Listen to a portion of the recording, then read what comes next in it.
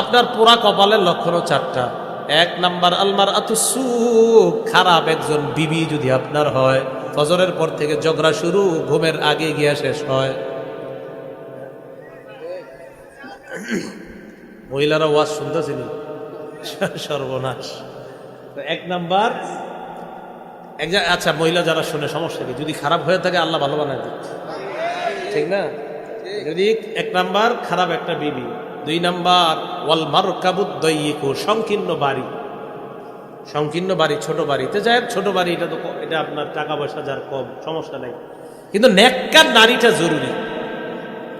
তো যাই হোক, হতভাগার চারটা লক্ষণ: এক নাম্বার খারাপ বিবি, দুই নাম্বার সংকীর্ণ বাড়ি, তিন নাম্বার ওয়াল মারকাবুদ্দাইয়িকু, আপনার চলাচল ব্যবস্থা ভালো না। এই জায়গায় গাড়ি না থাকা মানে চলাচল ব্যবস্থাটাই ভালো না। তিন নাম্বার বুঝবেন জীবনে যে কত কষ্ট।